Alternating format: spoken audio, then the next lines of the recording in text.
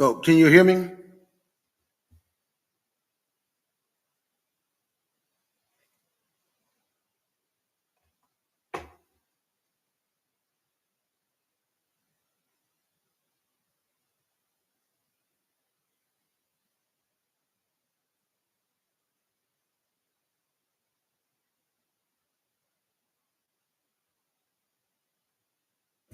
Can you hear me?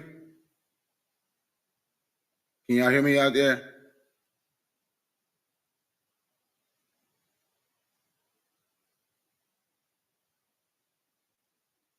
Okay, I'm being heard now.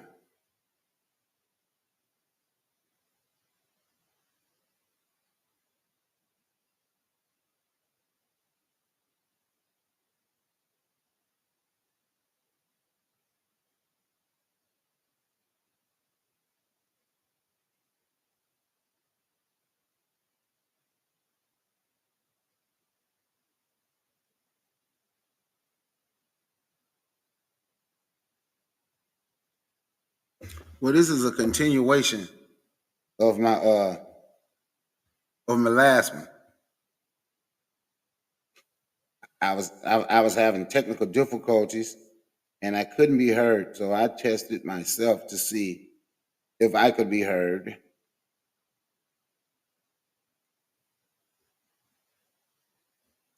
What's going on, Grandma used to say? Can you hear me? You can hear me, right?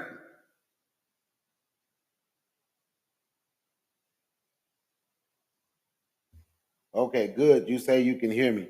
So I named this one, Are We Paying Attention? I'm sorry. I had messed up, had to redo my mic. I have a couple of video that a few videos that I want to play, just about 2 or 3 of them that I want to play. When I name this one, Are We Paying Attention? I want us to understand what's going on. So I'm gonna say what I was saying last time. When I hear a lot of people still talking about the person that lost the presidential election, Kamala. They'll say people crazy. They thought this woman was gonna do something for you. She wasn't gonna do nothing for you. They say they're all the same, but they never mention the other people. So let's say that person wasn't gonna do anything for us. Bam, I'm not gonna even argue y'all with that no more. It doesn't matter. She ain't there. But the ones that is in charge is what you need to be worried about. So that's why I say, are you paying attention? Have you all been watching and noticing what they plan to do? And how they have seen RFK Jr. out here to talk to y'all about how. See, and the thing is, because they know we follow whatever they say, we know, they know, because they see social media like we do. They know we follow whatever conspirator they put up here to go to talking. So he got up. Then from my first time hearing about him was from the Nation of Islam. So he got up talking about vaccines. Now black people been on his back, jocking him ever since. But now this same damn conspirator, the one who said a brain ate his worm and died, a worm ate part of his brain and died. Now he's out here, this white guy, Kennedy, he's telling black people, and I'm gonna play it, he's telling black people, telling our youth, because I want to say he was at a school, or if he wasn't at a school, he was talking to young people, how they should deal with racism and how they should handle racism. So when y'all come and say, oh, they wasn't gonna do nothing, they all the same. So if they're all the same, let's not talk about the person that lost anymore. Let's talk about the person that's in and have problems with the Sahel state over in Africa. Let's talk about the people that's in who want to get rid of, who want to cut the food stamp program, want to cut those benefits. And I know y'all don't care because everybody extra smart. So when you say you don't care about those things, you're actually saying you don't care about a whole lot of black people who use stuff like food stamps. Like I said, I honestly say a lot of these black people, they follow the narrative that people have pushed on here. who I think is getting paid. You follow people who got y'all running out here, sitting on the couch, don't vote or vote for Trump, have never shown their face. You don't even know if they're black, but hey, they say stuff that sound good. So I ain't knocking nobody hustle. I'm not knocking anyone hustle. If y'all, it's just like me standing on the corner and I see somebody playing 3-card money or Chase the P. I ain't gonna knock their hustle. I'm just not gonna get involved in the hustle. I'm just not gonna get involved so I can be hustled. I understand the hustle. So what I'm gonna do now, I'm gonna play a few videos. But you know what? Since I started over, I have to play my, let me play my countdown right quick. I'm sorry, let me play my countdown.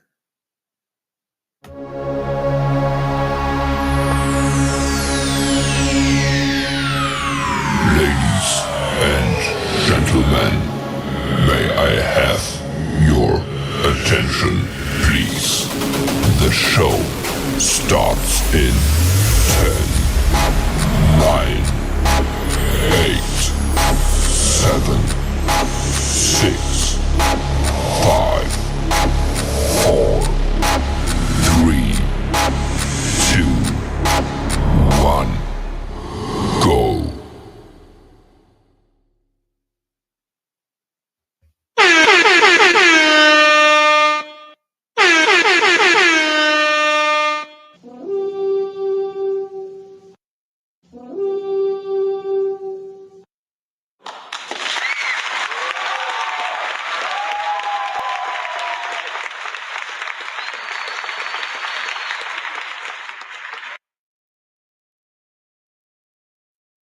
So I'm gonna play a few videos now. And y'all need to let me know if y'all can still hear me, if y'all still with me.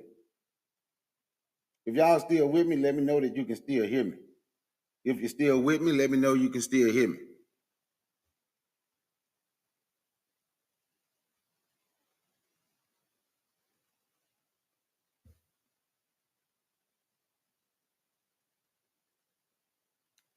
Okay, first on Virginia University, HBCU Division II playoff, just moved to the third round of the playoffs with a convincing ass whooping of Lenore Ryan private school and white private school in North Carolina. I was sitting, what was it, 43-12, a convincing victory on the road. So they will be moving to the third round of the Division II playoff. So let's give Virginia Union a hand.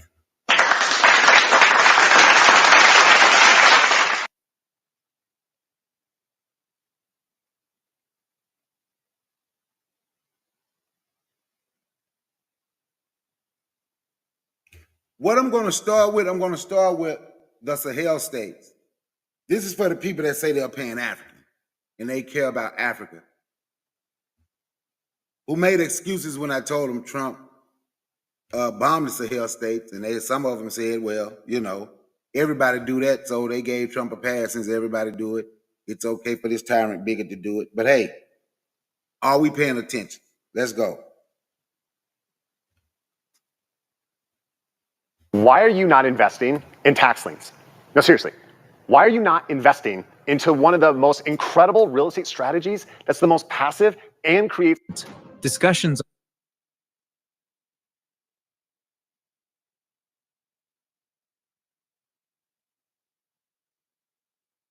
is Donald Trump demonstrating that the West no longer controls Africa by doing what no other US president has dared to do? Or is the West's increasingly frantic attempt to maintain power being reflected in his strong position against Burkina Faso, Niger, and Mali? The worst part is still to come. What if these three small Sahelian countries are poised to challenge Western exploitation and change the norms of global dominance, something entire continents have failed to do? Let's investigate. Once confined to the periphery of world affairs, the Sahel is currently at the epicenter of an extraordinary geopolitical maelstrom. Three countries that many Western observers have written off as being poor and unimportant, Burkina Faso, Niger, and Mali, are rewriting the history of African resistance. Their disobedience goes beyond mere symbolism. These countries have publicly denounced Western powers, rejected exploitative deals. Did y'all hear what they just said? Those black people coming together, fighting Western powers. I want y'all to hear, he said their disobedience. Listen. And driven free countries that continents have failed to do. Let's invest. They are not obedient. They are not bowing down. Listen to how they say this about black folks who want to stand up. But hey, for all y'all Pan-Africans or so-called Pan-Africans, that's okay with this racist tyrant bigot in office. When they bomb, or if, I hope they don't, but if and when, what's going on, brother guy? Or if or when they bomb the Sahel, Niger, Mali, Burkina Faso, like he did in 2017, for the ones who's okay, I don't want to hear no complaining about, look what they did to Africa. Y'all should just say what they're saying. They were being disobedient.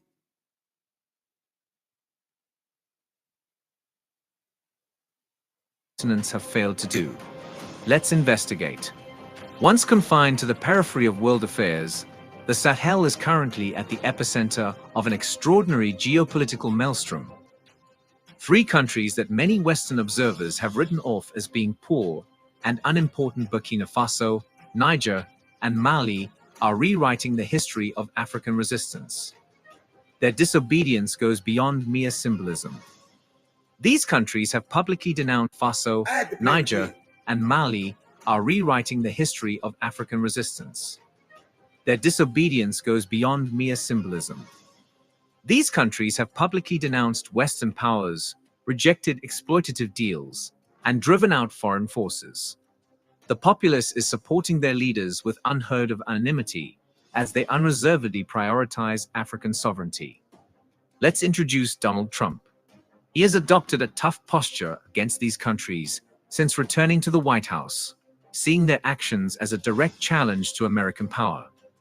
The harsh measures of his administration are making the situation worse, causing a conflict that might change how Africa interacts with the West and the rest of the globe. We'll examine the underlying roots of Sahelian disobedience, the significance of Niger's stunning coup in this developing story. Once again, they call these people disobedient. The Sahelian disobedience. And how Trump's strategy may be the last straw for Western domination in Africa in order to comprehend this seismic shift. Why, therefore, are Sahelian countries so brazenly opposing the West? You must begin with the fundamentals in order to comprehend the resistance of the Sahel. Why has this area been so tightly controlled by the West for so long? A poisonous concoction of disdain, reliance, and exploitation holds the solution. Countries like Burkina Faso, Niger, and Mali have been viewed for decades as little more than suppliers of oil, gold, uranium, and raw resources that enrich Western economies at the expense of their destitute inhabitants. However, something has changed. These countries' leaders have decided that enough is enough after being emboldened by military takeovers and strong public support. Their audacity isn't arbitrary. It's the result of years of annoyance and a developing understanding that everyone except Africa gains from the status quo. For instance, Burkina Faso. The youngest African leader, President Ibrahim Traoré, has come to represent rebellion. He has criticized the West for its hypocrisy in vehement speeches, citing years of conditional aid and military actions that prioritized Western interests over the security of Africa. Under his direction, Burkina Faso nationalized its gold mines, drove out French troops, and started paving the way for independence. In the meantime, Niger has focused on uranium, a resource that hasn't done much for the country's growth, but is essential for powering Europe. Under contracts that left Niger with crumbs, Western corporations have been extracting uranium from its mines for years. Niger's current demands for renegotiations that take into account the actual worth of its resources point to a larger change in how African countries interact with the international economy. Mali has also taken decisive action. Following the withdrawal of foreign soldiers, the nation has improved relations with its neighbors, creating a regional coalition that seeks to oppose outside intervention as a group. Cultural sovereignty has also been given top priority by Mali's government, who have redesigned educational systems to emphasize African languages and history above colonial legacies. There was more than one wave of defiance. Decades of exploitation served as its catalyst, and the knowledge that the West's promises of progress frequently came at the expense of genuine sovereignty only served to exacerbate it. The tipping point, though, that occurred in Niger, when the region's relationship with the West was drastically altered by a coup. The coup in Niger in 2023 was more than a simple political upheaval. It was a covert revolution. Now, this video is a little longer than what I normally play, but we're going to have to listen to it. We're going to have to listen to it. And in the process, I don't want it to take extra long. That's why I'm trying to let it play, but I'm stopping and I'm giving commentary. And right now, and I know y'all listening to him, but what stick to me is obedience. And, you know, they'll get to a point of being disobedient, like a little dog or something. But that's how these people think about black folk, right? So he gonna get to a point, I don't even know if he has said it yet, but he get to a point, talk about now he the God to a whole, he's the God to a whole lot of black folk. That's the name of my next one. The black talking heads for white supremacy. It ain't just racist white people.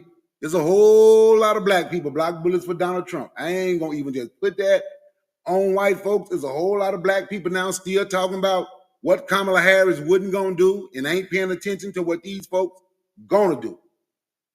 I ain't gonna just put that on the white folks. I'm talking to black folks now.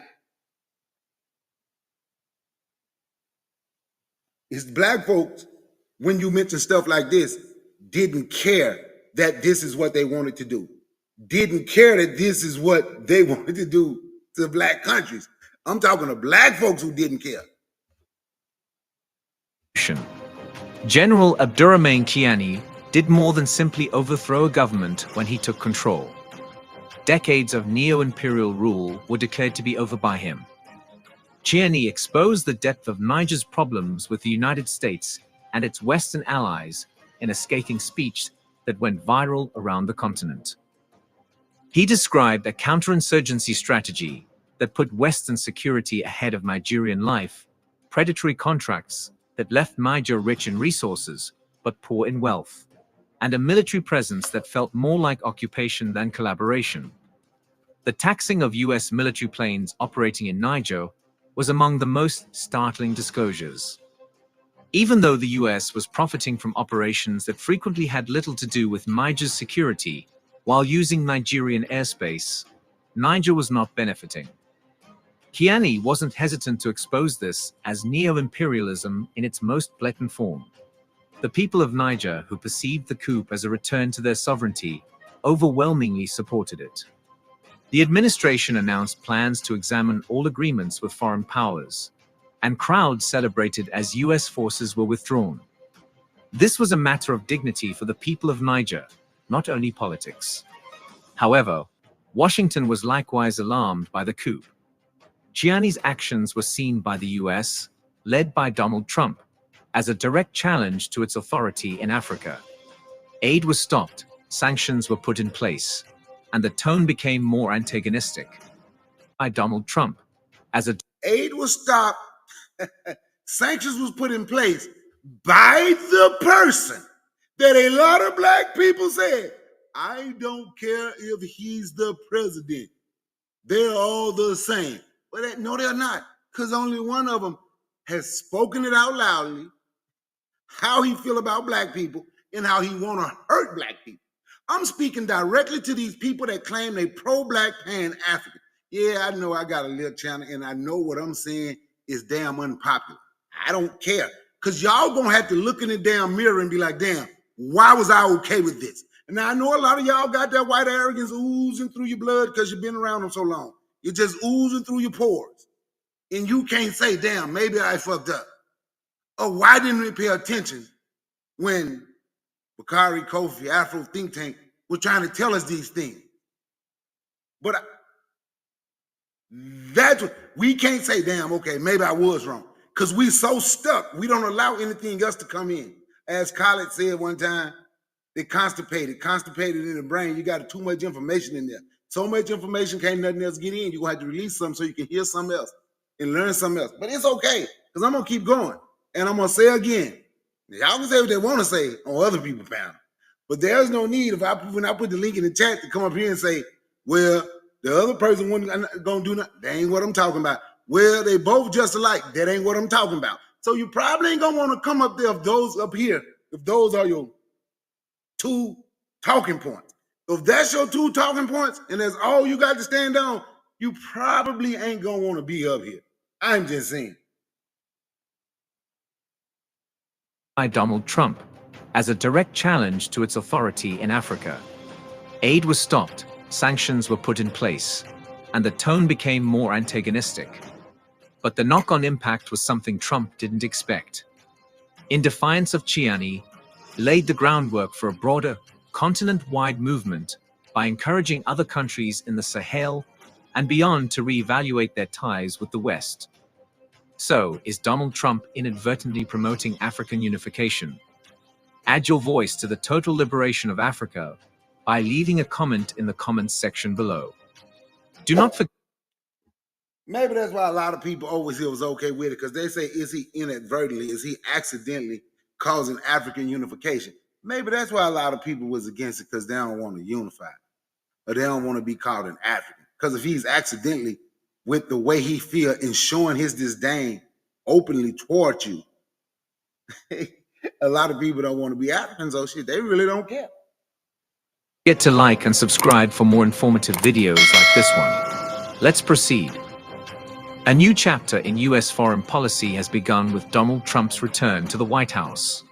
It has been full of mistakes, but none more obviously significant than his strategy for Africa.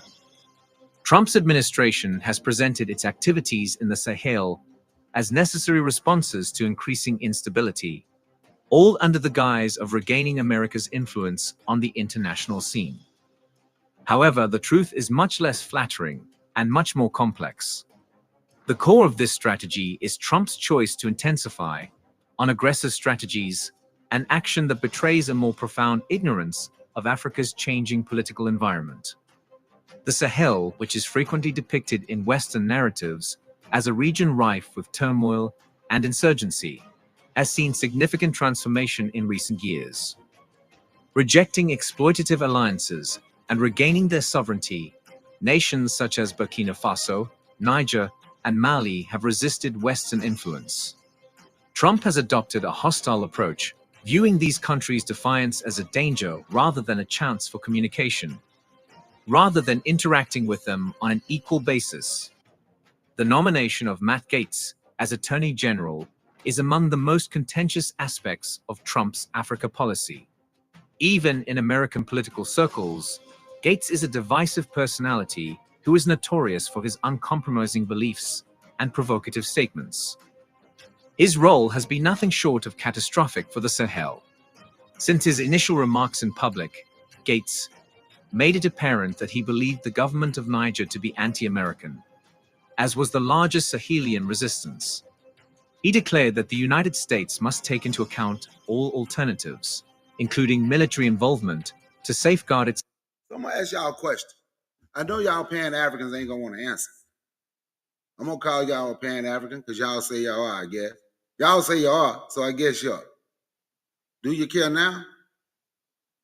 Do you care now when these folks want to take their military over there and fuck with you, say, do you care now? Or it's still okay? Or it's okay. We don't want to be involved. The couch won. Or I voted for Trump because he gave us a COVID check. I'm just, because and I'm talking about this because obviously him blowing a dog whistle on the Haitians didn't matter to y'all. Obviously, him calling for a purge on cities with black populations in the United States didn't matter to y'all. Maybe if it show how you feel, this is a stretch. I'm just hoping. I'm hoping it matters. I'm hoping it matters. So I'm reaching. I'm trying to touch you. See if it matters. We know some, it ain't gonna matter. Now they say they Pan-African. But I done heard so-called Pan-Africans dump on Terere. I don't ever say his name right. The leader of Burkina Faso. I call him the leader of the Sahel states. But he's bringing them together. He's young. I heard people crap on him. I've heard so-called Pan-Africans crap on the Sahel. They don't know what they're doing. How do you know? Every time black people go to defend themselves or trying to set up something, it's black people that speak loudly to talk negative about them, saying they don't know what they're doing. Do y'all remember the NFAC? But I'm going to keep going. Alternatives, including military involvement, to safeguard its interests and accused the governments of the region of encouraging instability. He rejected the justifiable complaints of Niger's leadership as merely justifications for poor leadership in a particularly inflammatory speech, portraying their demands for sovereignty as an effort to avoid accountability.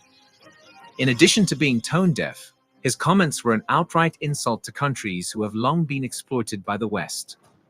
Such rhetoric resonated in the Sahel, where colonialism and neo-imperialism have left profound scars. Guèz's remarks were seen by African leaders as evidence of the West's resistance to change or listen. They became a rallying cry for Africans, for their government's refusal to accept influence from the West. The consequences were immediate.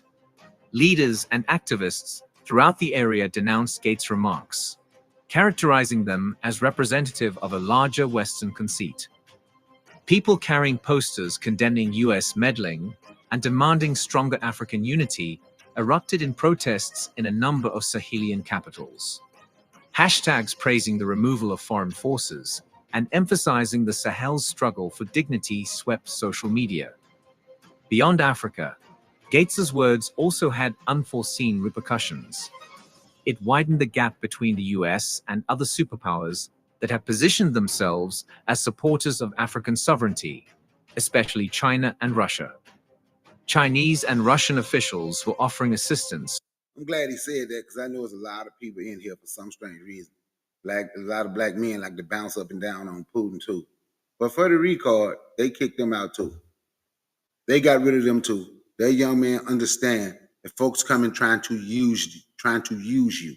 And if they come in and they have the bigger weapons, whatever you're trying to keep out of other people's hands is going to end up in their hands anyway. He understand that folks are trying to use you, trying to use them. He understand that. Assistance, while Guèz was brushing off Niger's complaints, presenting their engagement as collaborations rather than favoritism.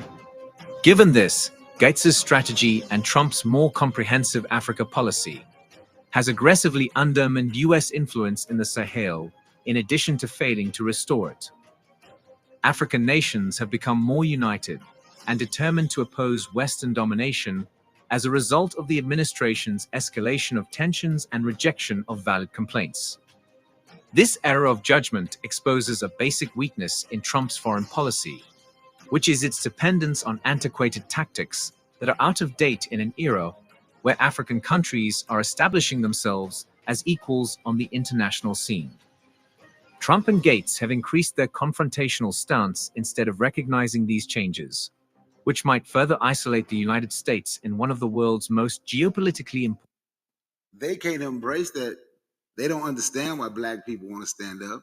They are against it, letting you know this white boy, this tyrant, this bigot that y'all okay with, that you all are okay with.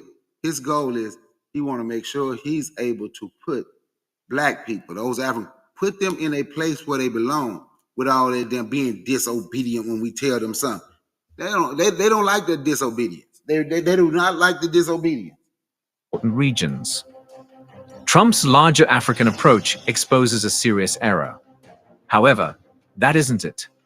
His government has used coercive rather than cooperative methods in an effort to regain authority over the increasingly rebellious Sahelian countries. And Mali, relying on their economic weaknesses to compel acquiescence, Trump sought to use force to subdue these countries. However, the Sahel has dug in its heels rather than bending the knee. These punitive actions have had a disastrous backlash and haven't done. The Sahelian dug in their heels, mean they ready. instead of bending the knee. I must be more, I'm Pan-African, but I must be Sahelian. Because I didn't bend the knee and say, oh, I don't care. Oh, well, Trump gonna give us a COVID check. I didn't bend the knee to somebody who's calling for hurt on black folks. I did not bend the knee. There's a lot of people who would say they didn't bend the knee, but they did. They bent the knee. And most of them listen to these faceless clowns, call themselves the new black media and FBA and ADOS and all those people. That's who they listen to. They are like, when it comes to talking about Kamala, they were like a rabid wolf. Or you know how animal is when it rabies are gonna attack. That's how they are when it's come to Kamala. But if you mention Trump, they so meek. They like the weakest pet you've ever seen. They are afraid to say something about him and his people. But I'm not.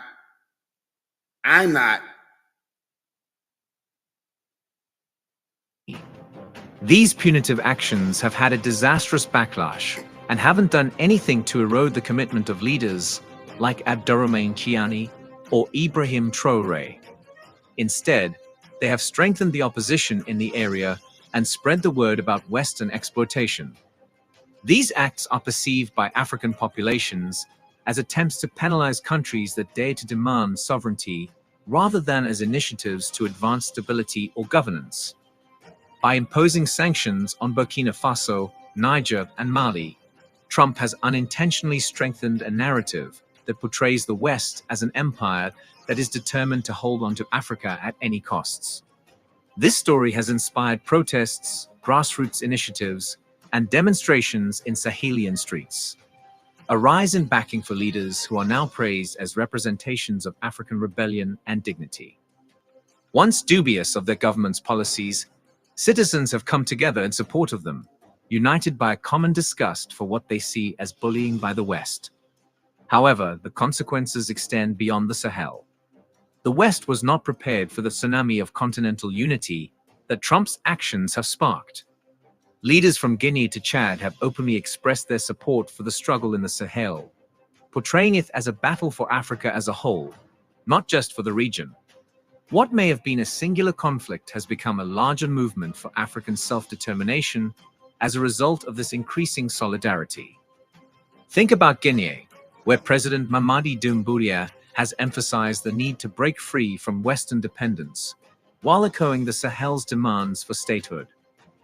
A significant figure in regional politics, Chad has also sided with the Sahelian alliance, intensifying appeals for group action to combat outside meddling. This solidarity is more than just a token gesture.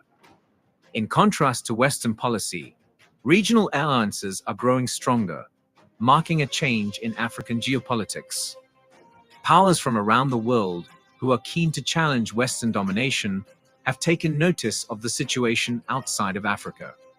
Russia and China have both taken advantage of the chance to portray themselves as supporters of African sovereignty. For example, Beijing has stepped up its win-win rhetoric by providing business partnerships and material support that it says are free of the conditions usually associated with Western aid. Moscow, however, has emphasized its role as a backer of countries opposing neo-imperialism by utilizing its long-standing ties to the continent. This is a strategic nightmare for Trump. His administration has unintentionally given alternative international alliances a platform that devalues America's reputation rather than isolating the Sahel and reclaiming US power. The United States has alienated not only Burkina Faso, Niger, and Mali, but also a whole continent that is growing more and more disenchanted with Western intervention by viewing the Sahel's. You know what? That's long enough. Everybody get the point of what I'm playing. I played that along. I played like 15 minutes of that. But everybody, if you listen, if you paid attention, we get the point, right? And I'm glad that those people in charge now, they said it's going to take the younger generation. Touré is in his, I think he's in his 30s. They say it's going to take the younger generation, right? And I'm glad I'm glad they ain't paying no attention to this rhetoric that that Trump is speaking. I'm tired that with the white supremacists, black talking heads are speaking. I'm glad they're not paying attention to Trump with his threats. I'm glad that they are not afraid, but I really truly hope they are prepared for whatever. I really truly hope that they are prepared for whatever. Because you see what his friend did over in Palestine, what his son say, that make beautiful beachfront property. So don't think if they had the opportunity that African nations, if they could, that African nations wouldn't be in the same predicament. Y'all should know that we would be in the same predicament. That's why we over here talking now in other parts of the world, because we was in that predicament and they put you on the bottom, put your ancestors on the bottom of the boat and just floated you everywhere. Just floated. I got another. Now I'm going to play. I have another video I want to play here. Because I told you it's a few talking points. Now, y'all, if anybody want to come up, they can let me know. I'll put the link in the chat for them. Budget office for Americans.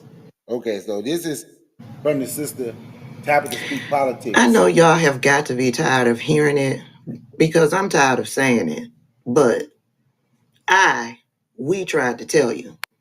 A couple weeks before the election, Elon Musk was caught on audio talking about how if Donald Trump wins, then there will be temporary hardships for Americans.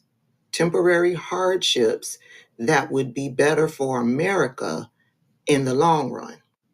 And I did a video sharing that audio, so you can go back through my videos and look for that video to listen to that audio where Elon Musk told us point blank that if Donald Trump gets into the White House, the policies that they will implement, it will cause a hardship for Americans. Okay. And he tried to soften that blow with the word temporary, but many of us know that those hardships won't be temporary and it won't be felt like people. It won't be felt by people like Elon Musk and Vivek Ramaswamy and all of the people, the millionaires and billionaires that he is putting in his cabinet. The hardships won't be felt by them, but it will be felt by us, the everyday American. And I can't remember if I put in that video or if I made a separate video breaking it down, the $2 trillion that Elon Musk wants to cut from the budget. I told you all where those cuts would come from.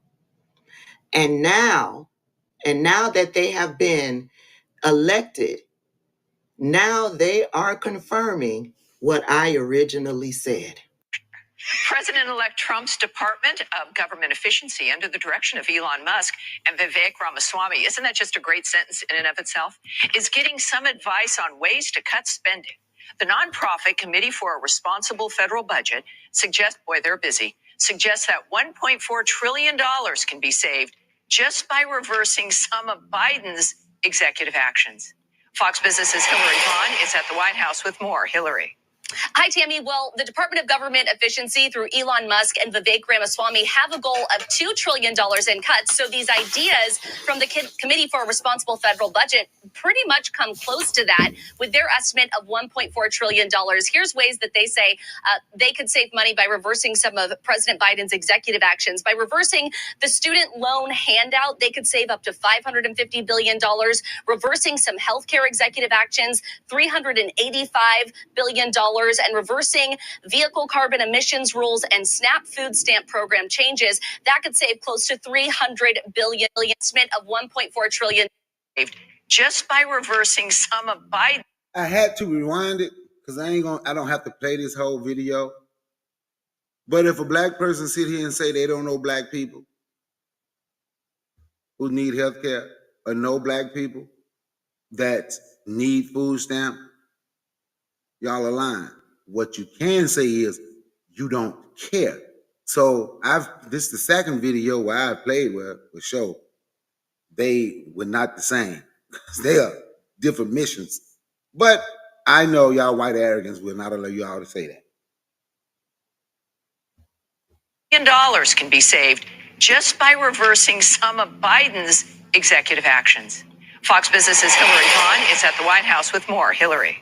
Hi, Tammy. Well, the Department of Government Efficiency through Elon Musk and Vivek Ramaswamy have a goal of $2 trillion in cuts. So these ideas from the Committee for a Responsible Federal Budget pretty much come close to that with their estimate of $1.4 trillion. Here's ways that they say they could save money by reversing some of President Biden's executive actions. By reversing the student loan handout, they could save up to $550 billion, reversing some healthcare. Student loan handout, some of us have kids in college or on their way to college. Executive actions, $385 billion, and reversing vehicle carbon emissions rules and SNAP food stamp program changes. That could save close to $300 billion. But ultimately, they need Congress to be on the same page. So Ramaswamy and Musk are going to Capitol Hill to meet with Republicans. They can save up to $300 billion if they cut off y'all cousin food stamp. I'm just saying, suckers want to know, do you really care about black folks? Or are you just in a position where you feel you are better, so you don't care? Or you want to prove that you're smarter than other black people? I ain't just telling you what I see, what I hear. That's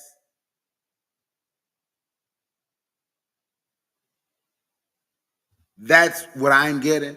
And most of it is y'all want to prove y'all smarter than the civil rights generation, which you don't do what the civil rights generation did, don't want to do what they did. Y'all complain about everything they did for you, but then you absolutely benefit from it. But hey, who am I? I'm just somebody talking. I'm just somebody that's talking. That's all I'm doing. I'm just up here bumping my gun. That's it.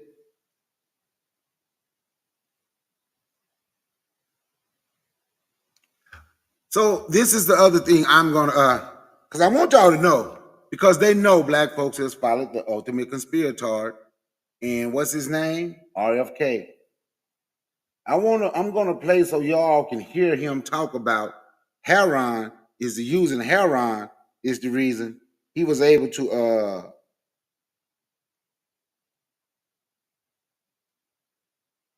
doing heroin is the reason he was able to finish school. Hey, but they know black folks go around and repeat what he say. But I hope black folks ain't this crazy. Looks like heroin is Robert Kennedy Jr.'s God. A couple of sound bites unearthed. And let me tell you something right now. Y'all, there ain't a black man or black woman in America who could ever be on tape making this statement, and they would be nominated to be the Secretary of Health and Human Services. Listen to this comment about Robert Kennedy and heroin. And I was at the bottom of my class.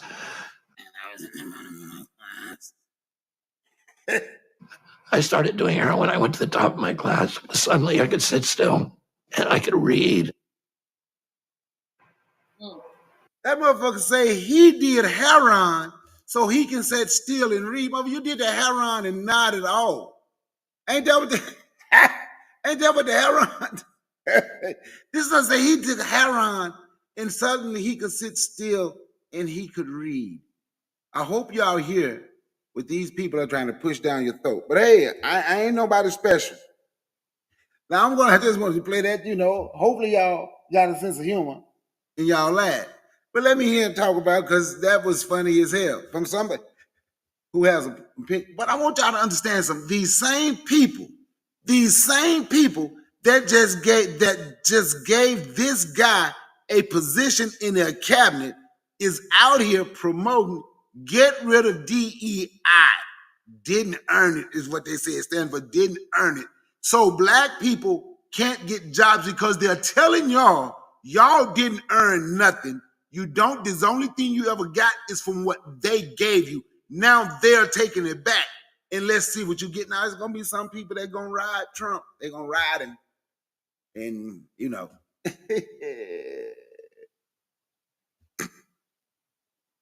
and they think they're gonna help him get something. They're gonna be like Byron Donald, he's one of the smart. He's a smart one.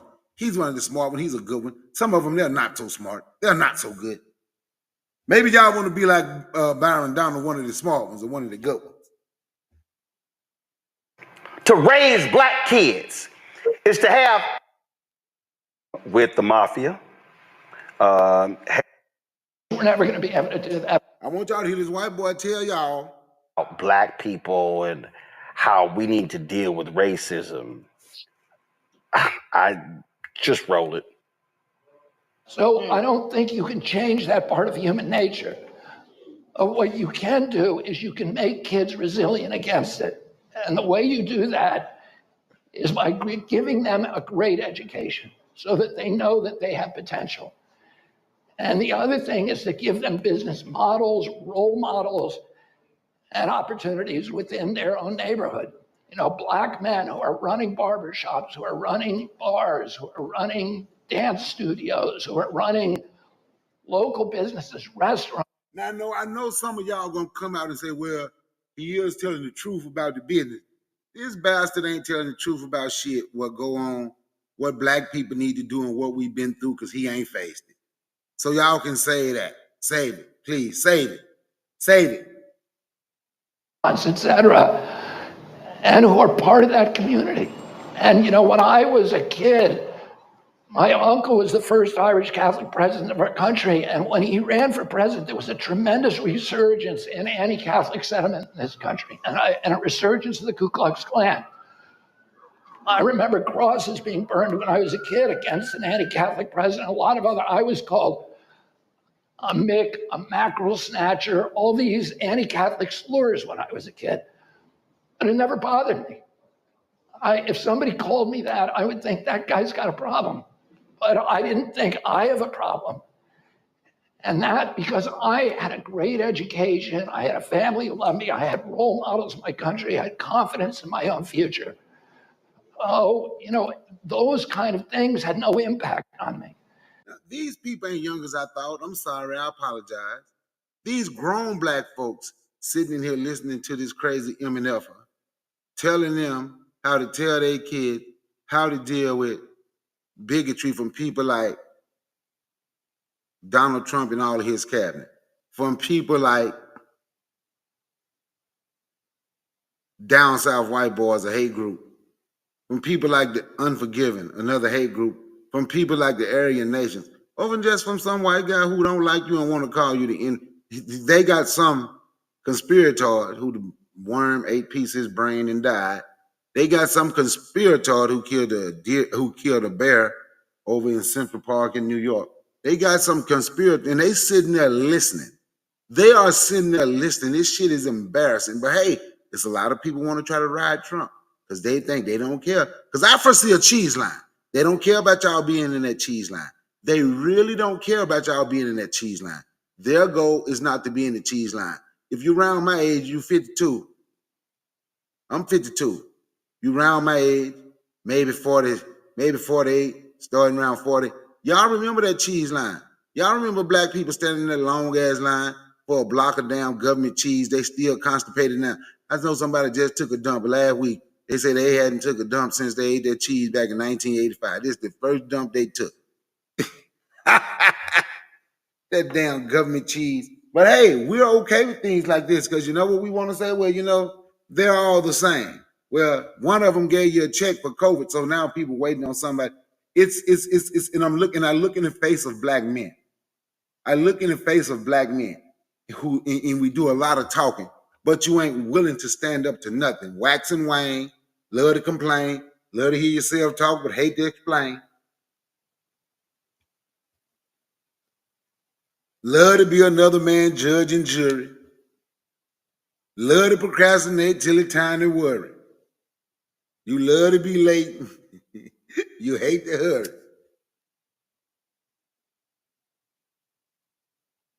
Are we paying attention? I should have said that y'all paying attention. Because I'm paying attention. Oh, those kind of things had no impact on me.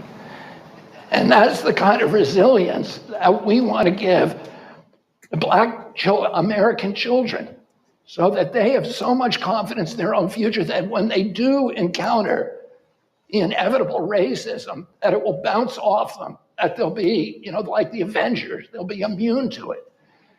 And then we don't have to stop racism altogether, because we're never going to be able to do that. But we can have children that are not affected by it, that don't internalize it, that don't see it as their problem. They see it as the person who's raised his problem. I'm gonna have to take a walk. I'm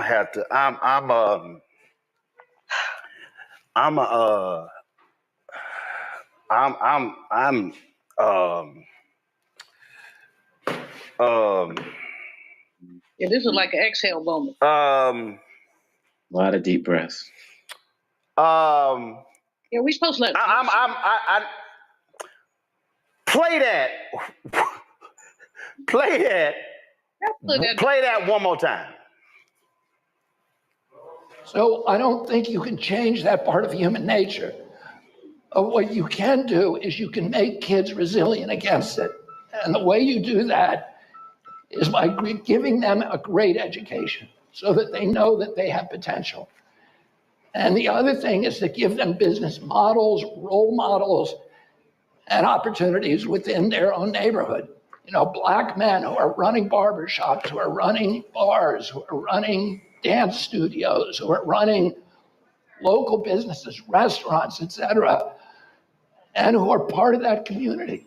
And when I was a kid, my uncle was the first Irish Catholic president of our country. And when he ran for president, there was a tremendous resurgence in anti-Catholic sentiment in this country, and a resurgence of the Ku Klux Klan.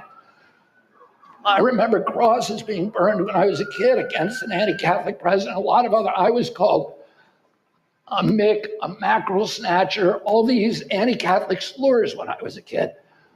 And it never bothered me. If somebody called me that, I would think that guy's got a problem. But I didn't think I have a problem.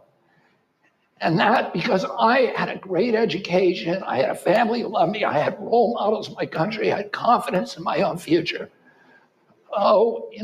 Those kind of things had no impact on me.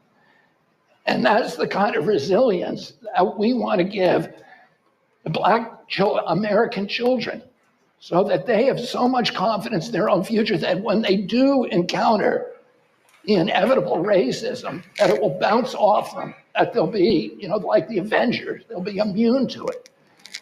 And then we don't have to stop racism altogether, because we're never going to be able to do that. But we can have children that are not affected by it, that don't internalize it, that don't see it as their problem. They see it as the person who's raised his problem.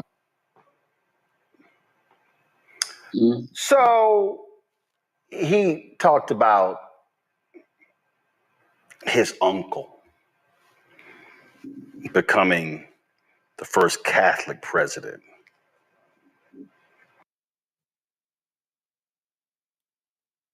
What's going on, forecast? Virginia Union won. Something like 40 to 12, 40, something like that. I don't remember the score exactly. They was down there about to score a touchdown with the leading 37-12 with 2 minutes left. But they won. They moving on to the third round.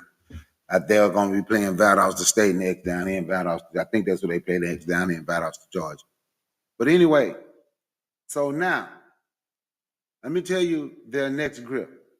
I'm talking about these folks that call themselves the new black media. These folks that just tell you whatever you do, sit on the couch, don't vote or vote for Trump. Those people, their next grift is because they know. See, because the reason they can tell you that because they kind of like they say this same statement right here. Let me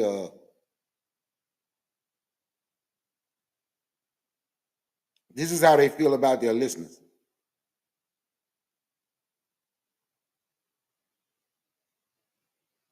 That a couple of months ago we weren't expected to win this one. You know that, right?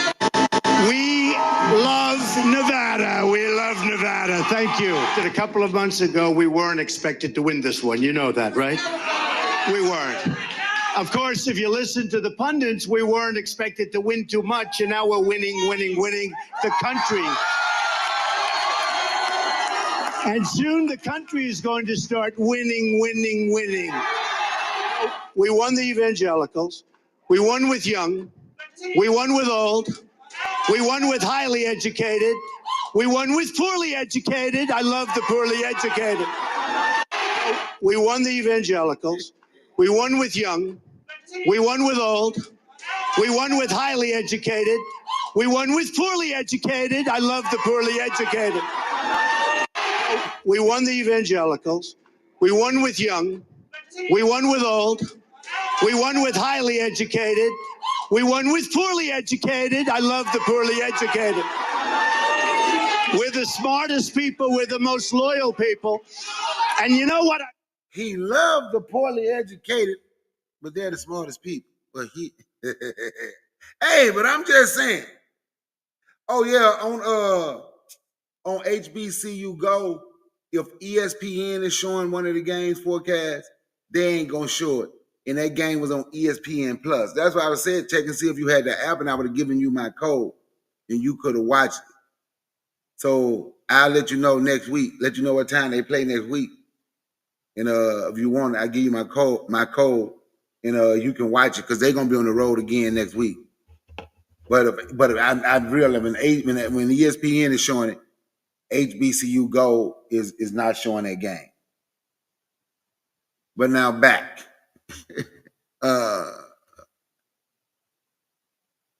So now those people that call themselves the new black media, their next grift is gonna be where they have to switch up a little bit because beating up one side in the election ain't working no more because it's over with.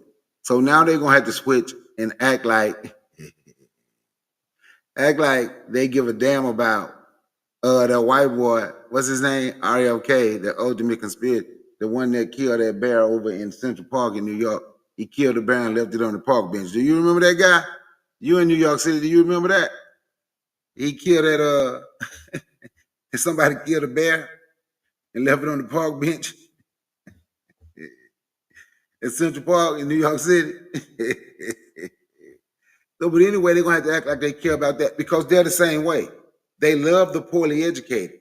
And I'm telling you now, maybe that's how I need to be. Maybe I need to start saying, I love the poorly educated. Don't try to educate you. Just get out here and say some dumb shit and say something that can get you emotionally riled up and just have you follow that. Because I see the uneducated will follow anything. The poorly educated, oh, he just loved the poorly educated. I just love the poorly educated. But I want folks to understand that's how these people on social media is treating a lot of our people. Not me, because I turned them off. I just realized, man, folks hustling. I just realized folks are hustling. I realized, let me tell y'all something, that folks are hustling. Let me tell y'all something, the new black media, a guy named, what's his name, is channel, the Black Authority. The people that been watching him for 10 years don't have no idea what he looked like. But Jared Taylor does.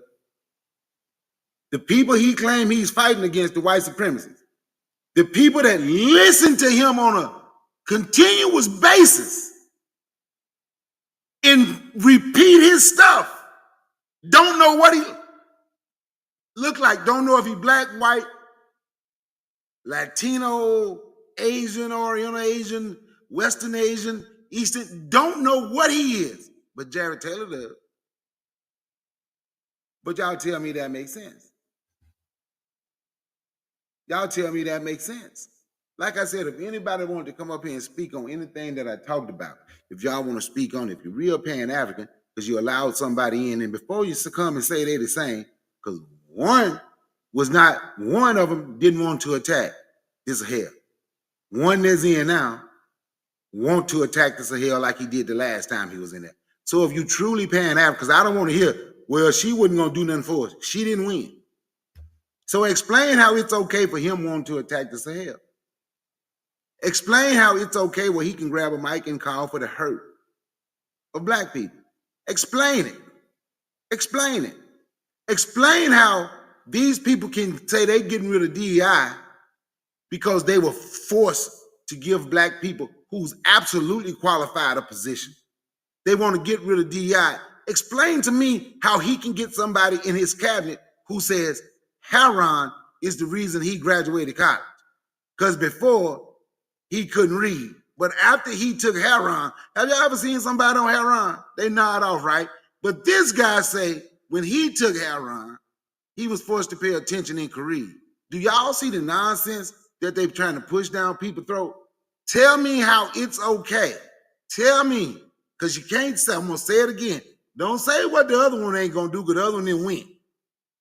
Talk about what the one who won, what he going to do to you and how you prepare. Because don't tell me y'all don't know black folks on food stamps.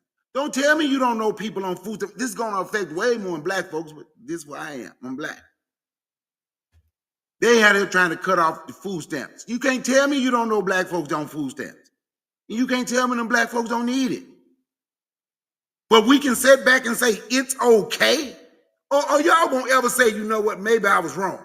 Or if it's okay for him to be there, that means in your mind, it's okay for him to call for hurt on black folks, for African in those cities where black folks, African American. It's okay for him to blow a dog whistle to get our Haitian brothers and sisters hate. It's okay for him to bomb this. It's okay for him to want to attack the Sahel again, because they'll be, according to the video, according to what they say, they're being disobedient. Yeah, those grown people over there fighting for their sovereignty, their sovereign nations, getting rid of all those colonizers' language, going back to their own language, going back to their own dress, got rid of that fake damn European white curly wig on the head they wear in their court system. They banned that. They banned all them foreign languages because they're being disobedient. So you got to tell me how that is okay. Tell me why that is okay. And if we can't come up here and explain these things, why it's okay, eventually somebody gonna have to say, you know what, maybe I did mess up. Because it started to look like, because it really truly started to look like that there's a lot of people that say they're pro-black Pan-African that refuse to pay attention when people was telling them something. So those people, it started to look like these people really ain't pro-black. These people really ain't Pan-African. Because how can you be pro-black and you're okay with this and you don't want to stand up against this shit? You're okay with this person being the president. Not saying if every black person went and voted, you still wouldn't. If don't nobody, because it ain't enough.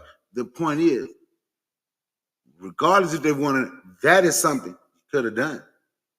That is something you could have, because so now when people, I'm telling you, I foresee another cheese line. When people out here losing jobs, because I already, like I say, I deliver, and it's anecdotal, but you can go on YouTube and you can hear other people sending in their stories. But then I deliver to two companies. One of them say in January, they got to shut completely down because of these tariffs, right? Another one say they cutting all their employment in half. So if I'm delivering to people that cutting employment in half, I'm delivering to people that shutting companies down, eventually who would that affect? But when folks tried to say that, nobody wanted to hear it. See, I can't live on what we should be doing. I know what we should be doing, but what we should be doing is what we didn't do. So that means you're not in a position, but you had something where you could take advantage of, but we chose not to because we want to prove that we are smarter than the civil rights generation. That's what it boils down to. Because I don't know. I heard people say that government cheese is good. I didn't get the government cheese. My dad would say black folks ought to be ashamed to go stand in line for some damn cheese. Everything white folks do for you ain't good. So I ain't never stood in the line for the government cheese. I heard some people say they make the best grilled cheese sandwiches. I don't know. I don't know how good the grilled cheese sandwich is. I don't know. But there's a few things, if anybody want to come up, they can let me know, and I'll let them come up, right? So then you want to come up, and I let you come up. So now you got, okay, so, because I'm going to ask some questions. I'm going to ask. How is the person you vote for allowing somebody, and I don't know why those black people sitting there listening to this white guy talk about how to deal with racism, they let some white guy tell them what we should be teaching our children. What kind of nonsense is that? What kind of nonsense is that? You got some old bigoted white who's sitting there telling black folk, grown black folks, how we should be raising our children. And they're sitting there listening. They must took some heroin, because they took their heroin so they can sit still and be quiet. Oh no, they ain't had to take heroin. The white man is the heroin. All it takes is for that white man to talk. They can sit there and be quiet as a mouse and a tomcat out. But if it's me, somebody like me, that talk about this shit all the time and that live this life all the time, because I always ask you talking about you want to take your community back. Tell me what what's foreigner you avoided in your community this week. I'll wait. Or last week. I'll wait. You can't take your community back if you steady giving them your money. I don't want to hear nothing about the convenience. Because sometime you're going to be because you're about to be really inconvenienced. So sometime, in order to do some things, you have to inconvenience yourself. We're going to make them shut down. And while everybody is boycotting and they losing money and they going to shut down, we putting our money together so we can get that stuff. How many of us doing that? I'm just asking because suckers want to know. I'm asking because suckers want to know. As Stevie Ray was like, suckers want to know. I'm just asking. Or are we okay with everything? Are we paying attention? That was the question. That's the topic. That's the name of it. Are we paying attention? Or had y'all paid attention? Or did y'all know all that was going on? I'm just asking. Now, I know I did mention it before a few times on my channel, but did y'all know that was going on? Did y'all know all that was going on? I'm just wondering. Did y'all know? Okay, don't nobody want that. But what I'm going to do is, man, I was wondering if anybody wanted to come up. Nobody want to come up. I want to tell you this, man. I appreciate y'all coming through, and I want y'all to remember, be black, black, think black, love black. Everything else will take care of itself. Peace and one love.